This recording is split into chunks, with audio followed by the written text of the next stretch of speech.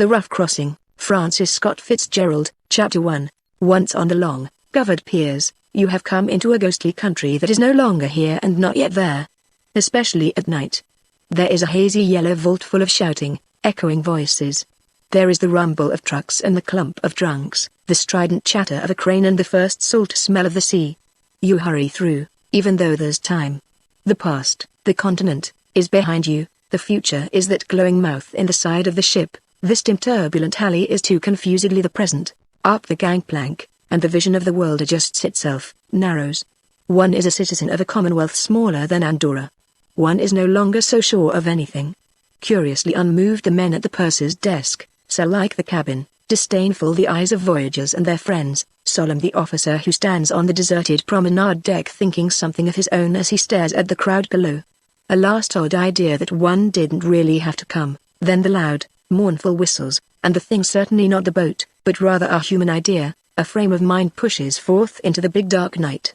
Adrian Smith, one of the celebrities on board, not a very great celebrity, but important enough to be bathed in flashlight by a photographer who had been given his name, but wasn't sure what his subject did. Adrian Smith and his blonde wife, Eva, went up to the promenade deck, past the melancholy ship's officer, and, finding a quiet eyrie, put their elbows on the rail. "We're going," he cried presently, and they both laughed in ecstasy. "We've escaped. They can't get us now." "Who?" He waved his hand vaguely at the civic tiara. "All those people out there. They'll come with their posses and their warrants and list of crimes we've committed, and ring the bell at our door on Park Avenue and ask for the Adrian Smiths, but what ho! The Adrian Smiths and their children and nurse are off for France. You make me think we really have committed crimes." "They can't have you," he said, frowning. "That's one thing they're after me about. They know I haven't got any right to a person like you, and they're furious. That's one reason I'm glad to get away, darling," said Eva. She was 26, 5 years younger than he. She was something precious to everyone who knew her. "I like this boat better than the Majestic or the Aquitania, she remarked, unfaithful to the ships that had served their honeymoon. "It's much smaller, but it's very slick and it has all those little shops along the corridors. And I think the staterooms are bigger. The people are very formal. Did you notice? As if they thought everyone else was a card shop. And in about 4 days half of them will be calling the other half by their first names." 4 of the people came by now, a quartet of young girls abreast, making a circuit of the deck. Their 8 eyes swept momentarily towards Adrian and Eva, and then swept automatically back, save for one pair which lingered for an instant with a little start. They belonged to one of the girls in the middle, who was, indeed, the only passenger of the 4. She was not more than 18, a dark little beauty with the fine crystal gloss over her that, in brunettes, takes the place of a blonde's bright glow. "Now, who's that?" wondered Adrian. "I've seen her before. She's pretty," said Eva. "Yes." He kept wondering, and Eva deferred momentarily to his distraction. Then, smiling up at him, she drew him back into their privacy. "Tell me more," she said. "About what?" "About us. What a good time we'll have, and how we'll be much better and happier, and very close always. How could we be any closer?" His arm pulled her to him. "But I mean never even quarrel any more about silly things.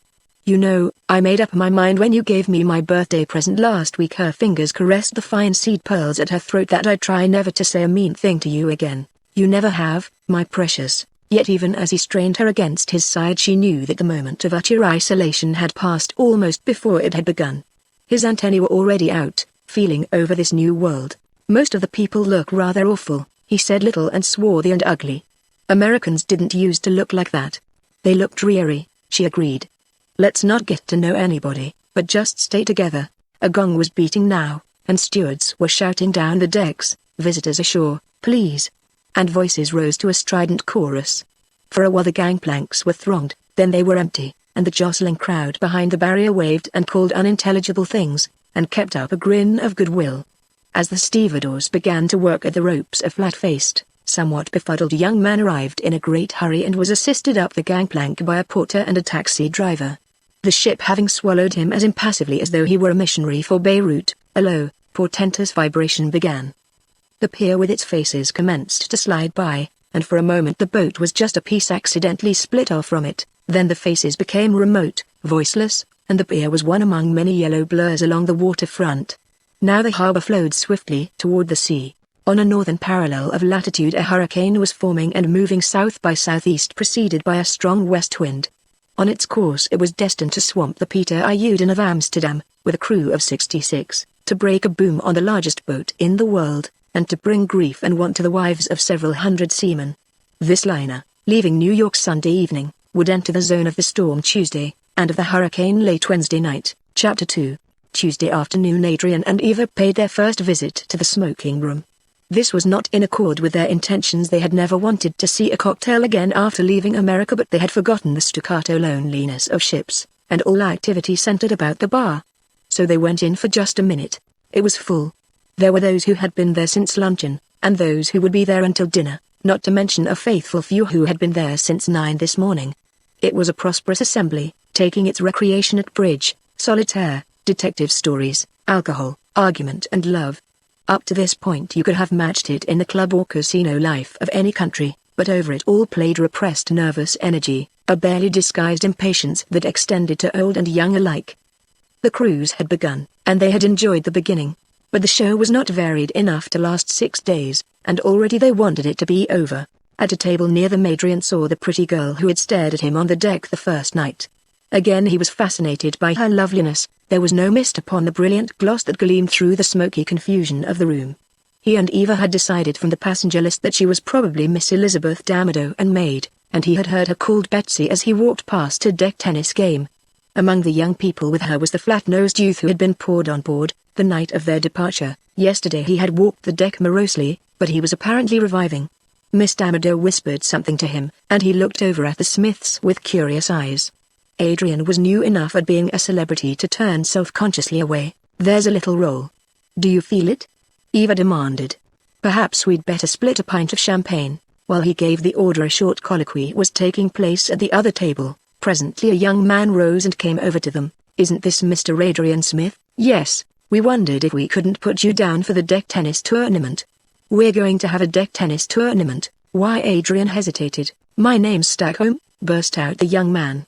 "We all know you're your place or whatever it is, and all that, and we wondered if you wouldn't like to come over to our table." Somewhat overwhelmed, Adrian laughed. Mr. Stackholm, glib, soft, slouching, waited, evidently under the impression that he had delivered himself of a graceful compliment. Adrian, understanding that, too, replied, "Thanks, but perhaps you'd better come over here. We've got a bigger table."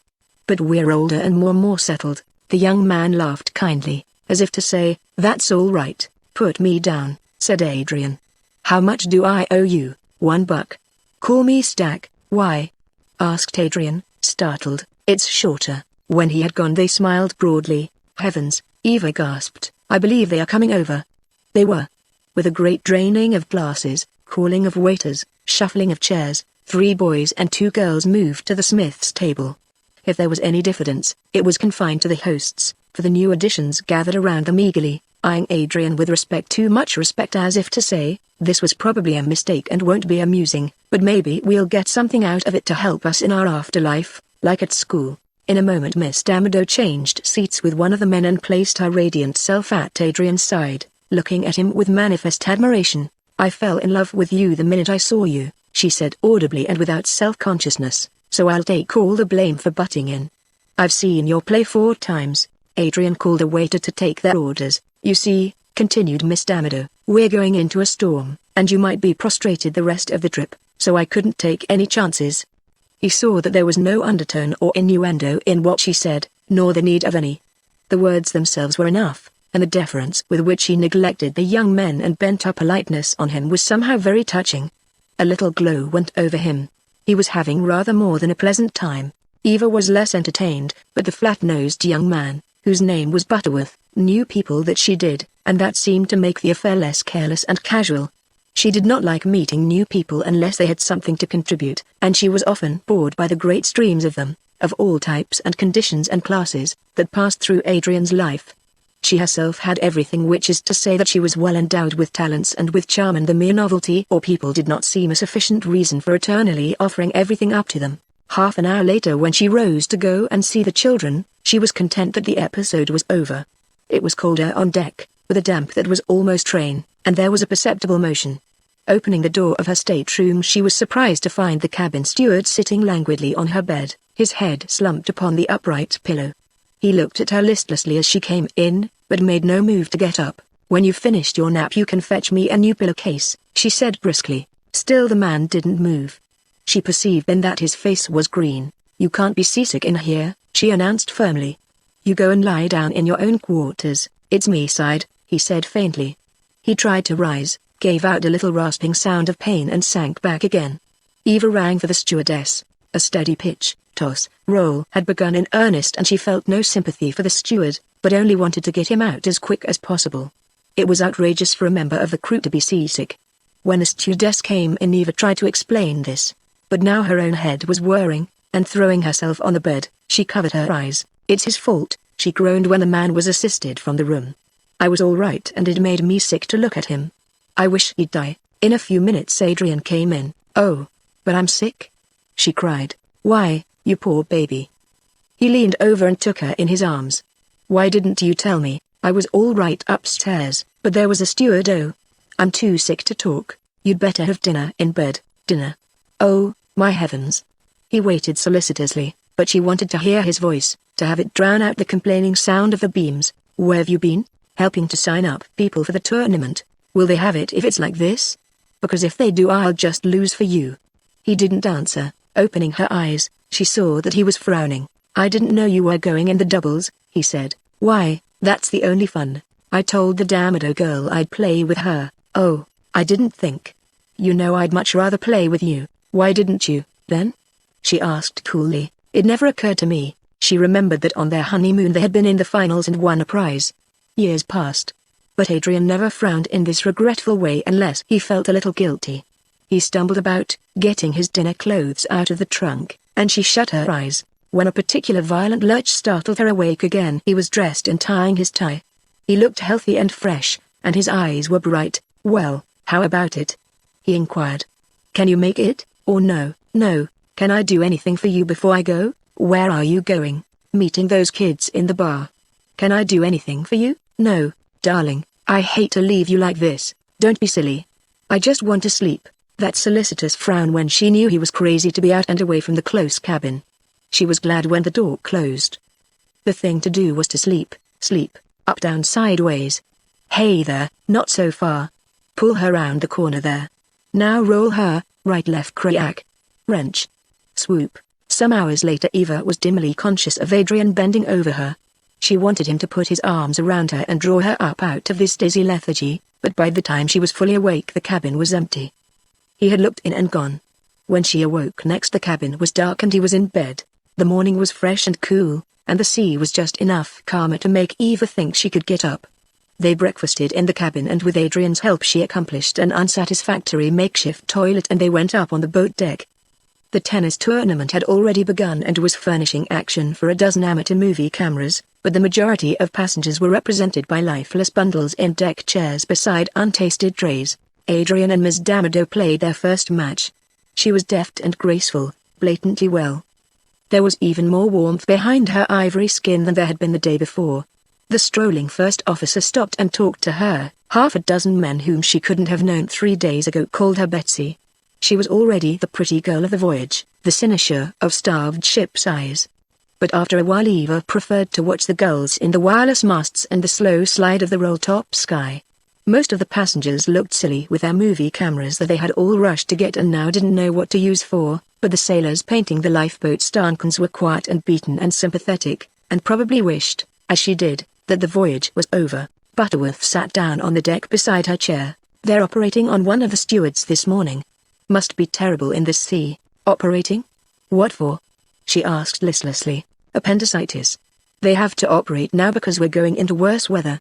That's why they're having the ship's party tonight. Oh, the poor man.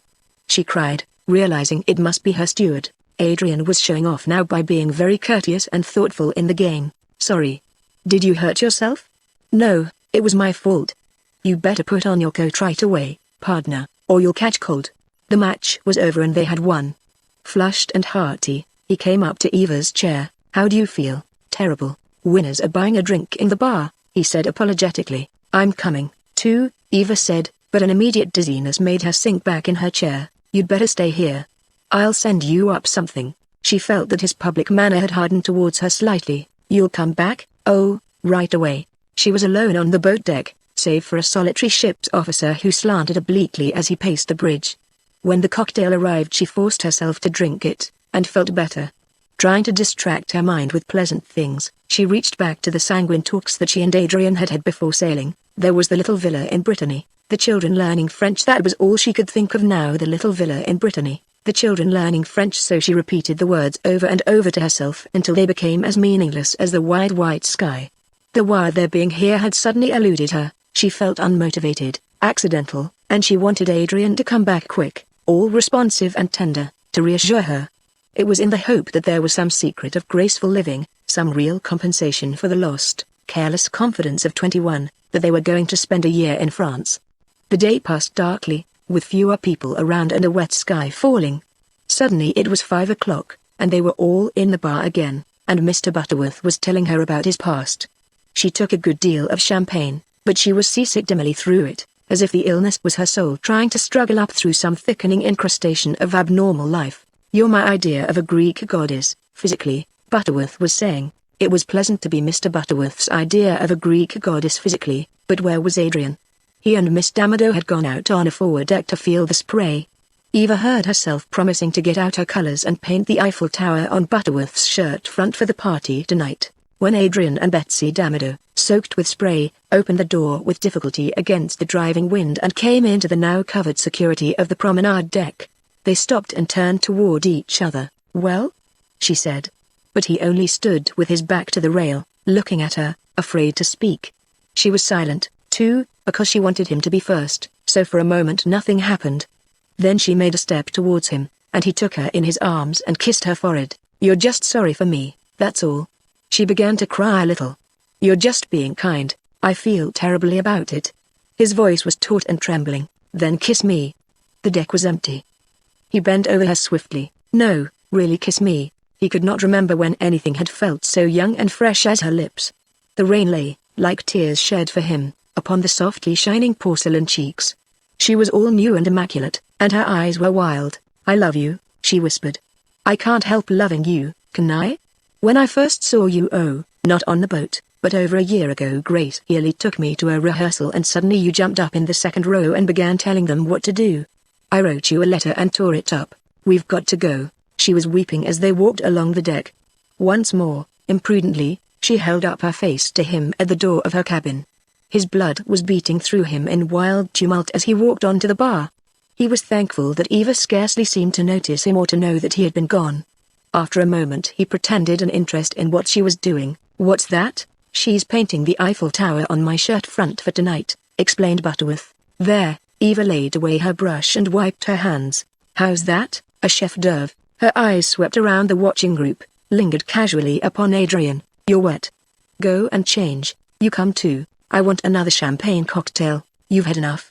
It's time to dress for the party." Unwilling, she closed her paints and preceded him. "Stackhome's got a table for 9, he remarked as they walked along the corridor. "The younger set," she said with unnecessary bitterness.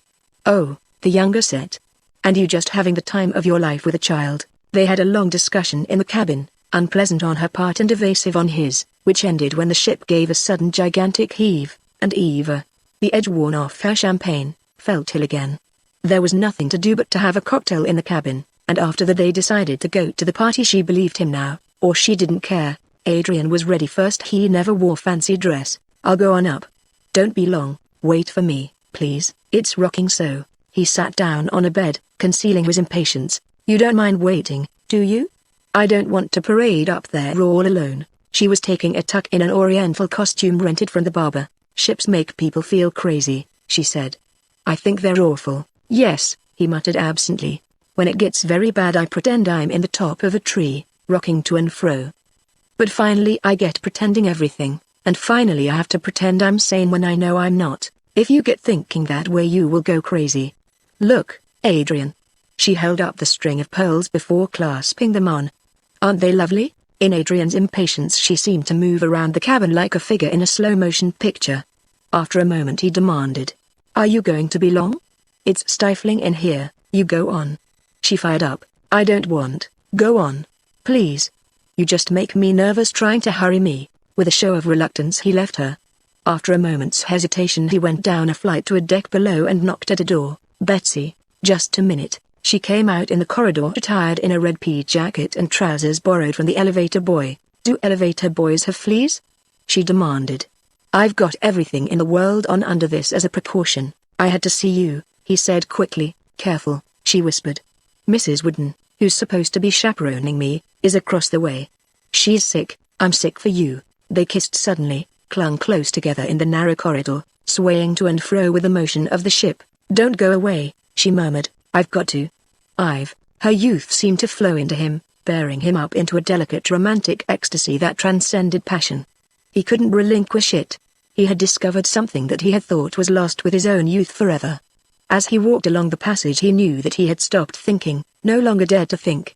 He met Eva going into the bar. Where have you been? She asked with a strained smile. To see about the table. She was lovely. Her cool distinction conquered the trite costume and filled him with a resurgence of approval and pride. They sat down at a table. The gale was rising hour by hour and the mere traversing of a passage had become a rough matter. In every stateroom trunks were lashed to the washstands, and the Vestris disaster was being reviewed in detail by nervous ladies, tossing, ill and wretched, upon their beds. In the smoking room a stout gentleman had been hurled backward and suffered a badly cut head, and now the lighter chairs and tables were stacked and roped against the wall. The crowd who had donned fancy dress and were dining together had swollen to about 16. The only remaining qualification for membership was the ability to reach the smoking room. They ranged from a Groton Harvard lawyer to an ungrammatical broker they had nicknamed Jip the Blood, but distinctions had disappeared. For the moment they were samurai, chosen from several hundred for their triumphant resistance to the storm. The gala dinner, overhung sardonically with lanterns and streamers, was interrupted by great communal slides across the room, precipitate retirements and spilled wine, while the ship roared and complained that under the panoply of a palace it was a ship after all. Upstairs afterward a dozen couples tried to dance, shuffling and galloping here and there in a crazy fandango, thrust around fantastically by a will alien to their own. In view of the condition of tortured hundreds below, there grew to be something indecent about it, like a revel in a house of mourning, and presently there was an egress of the ever-dwindling survivors towards the bar. As the evening passed, Eva's feeling of unreality increased. Adrian had disappeared presumably with Miss D'Amato, and her mind, distorted by illness and champagne, began to enlarge upon the fact. Annoyance changed slowly to dark and brooding anger, grief to desperation. She had never tried to bind Adrian, never needed to, for they were serious people, with all sorts of mutual interests, and satisfied with each other, but this was a breach of the contract. This was cruel. How could he think that she didn't know? It seemed several hours later that he leaned over her chair in the bar where she was giving some woman an impassioned lecture upon babies, and said, Eva, we'd better turn in. Her lip curled. So that you can leave me there and then come back to your 18 year. Be quiet. I won't come to bed. Very well. Good night. More time passed and the people at the table changed. The stewards wanted to close up the room, and thinking of Adrian off somewhere saying tender things to someone fresh and lovely, Eva began to cry, but he's gone to bed. Her last attendants assured her. We saw him go. She shook her head. She knew better. Adrian was lost. The long 7-year dream was broken. Probably she was punished for something she had done. As this thought occurred to her, the shrieking timbers overhead began to mutter that she had guessed at last. This was for the selfishness to her mother, who hadn't wanted her to marry Adrian, for all the sins and omissions of her life. She stood up, saying she must go out and get some air. The deck was dark and drenched with wind and rain. The ship pounded through valleys, fleeing from black mountains of water that roared towards it. Looking out at the night, Eva saw that there was no chance for them unless she could make atonement, propitiate the storm. It was Adrian's love that was demanded of her. Deliberately she unclasped her pearl necklace, lifted it to her lips, for she knew that with it went the freshest, fairest part of her life, and flung it out into the gale. Chapter 3. When Adrian awoke it was lunchtime, but he knew that some heavier sound than the bugle had called him up from his deep sleep. Then he realized that the trunk had broken loose from its lashings and was being thrown back and forth between a wardrobe and Eva's bed. With an exclamation he jumped up, but she was unharmed, still in costume and stretched out in deep sleep. When the steward had helped him secure the trunk, Eva opened a single eye. How are you? He demanded, sitting on the side of her bed. She closed the eye, opened it again. We're in a hurricane now, he told her. The steward says it's the worst he's seen in 20 years. My head, she muttered. Hold my head. How? In front. My eyes are going out. I think I'm dying. Nonsense. Do you want the doctor? She gave a funny little gasp that frightened him. He rang and sent the steward for the doctor. The young doctor was pale and tired. There was a stubble of beard upon his face. He bowed curtly as he came in and, turning to Adrian, said with scant ceremony, "What's the matter? My wife doesn't feel well." "Well, what is it you want?" "A bromide." A little annoyed by his shortness, Adrian said, "You'd better examine her and see what she needs." "She needs a bromide," said the doctor. "I've given orders that she is not to have any more to drink on this ship." "Why not?" demanded Adrian in astonishment. "Don't you know what happened last night?" "Why, no, I was asleep." Mrs. Smith wandered around the boat for an hour, not knowing what she was doing. A sailor was sent to follow her, and then the medical stewardess tried to get her to bed, and your wife insulted her. "Oh, my heavens!" cried Eva faintly. "The nurse and I had both been up all night with Steward Carton, who died this morning." He picked up his case. "I'll send down a bromide for Mrs. Smith. Goodbye." For a few minutes there was silence in the cabin. Then Adrian put his arm around her quickly. "Never mind," he said. "We'll straighten it out. I remember now." Her voice was an awed whisper. "My pearls. I threw them overboard. Then I began looking for you. But I was here in bed. I didn't believe it. I thought you were with that girl. She collapsed during dinner. I was taking a nap down here." Frowning, he rang the bell and asked the steward for luncheon and a bottle of beer. "Sorry, but we can't serve any beer to your cabin, sir."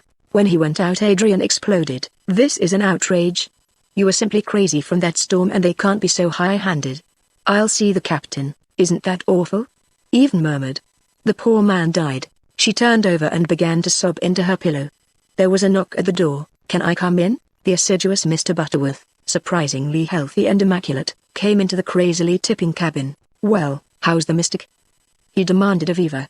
"Do you remember praying to the elements in the bar last night?" "I don't want to remember anything about last night." They told him about the stewardess, and with the telling the situation lightened. They all laughed together. "I'm going to get you some beer to have with your luncheon," Butterworth said. "You ought to get up on deck." "Don't go," Eva said. "You look so cheerful and nice." "Just for 10 minutes. When he had gone, Adrian rang for 2 baths.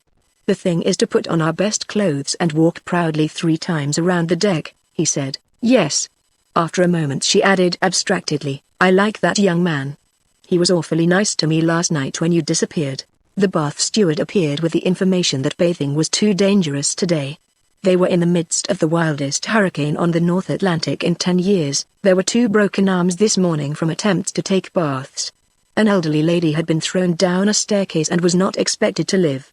Furthermore, they had received the SOS signal from several boats this morning. "Will we go to help them?" "They're all behind us, sir, so we have to leave them to the Mauretania. If we tried to turn in this sea the portholes would be smashed." This array of calamities minimized their own troubles.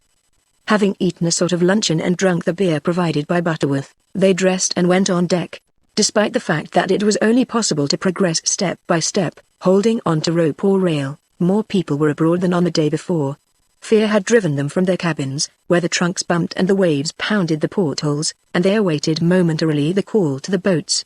Indeed, as Adrian and Eva stood on the transverse deck above the second class, there was a bugle call, followed by a gathering of stewards and stewardesses on the deck below. But the boat was sound. It had outlasted one of its cargo. Steward James Carton was being buried at sea. It was very British and sad.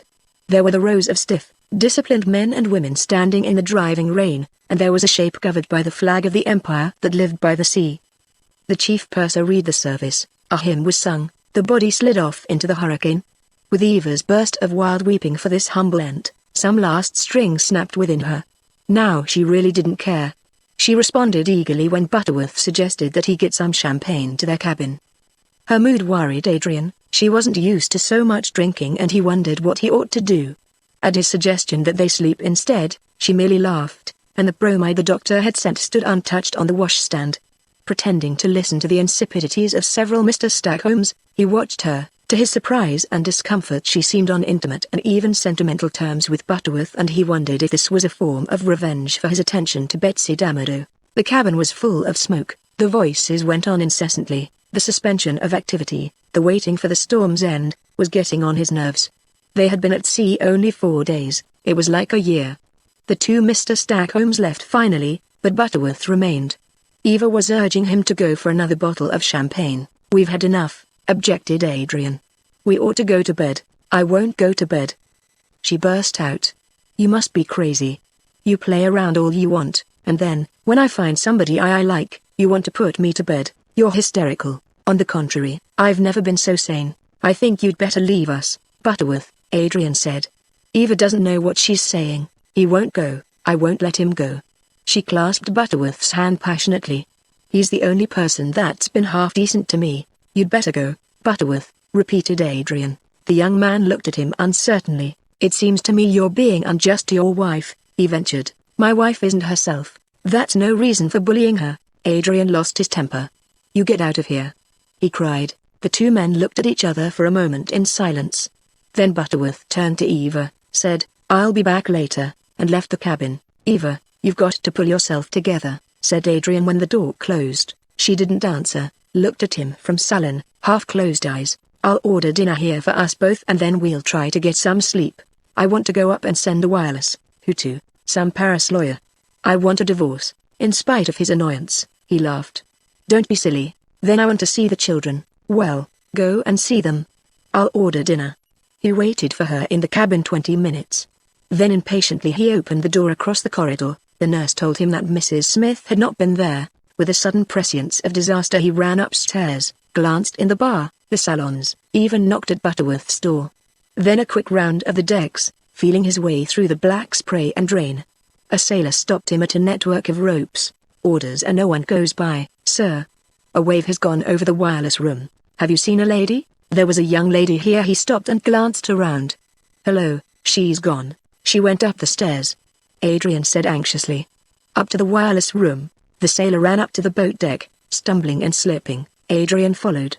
As he cleared the protected sides of the companionway, a tremendous body struck the boat a staggering blow and, as she keeled over to an angle of 45 degrees, he was thrown in a helpless roll down the drenched deck, to bring up dizzy and bruised against a stanchion. Eva, he called.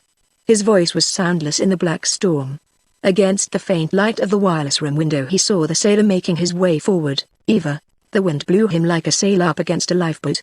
Then there was another shuddering crash, and high over his head, over the very boat, he saw a gigantic, glittering white wave, and in the split second that it balanced there he became conscious of Eva, standing beside a ventilator 20 feet away.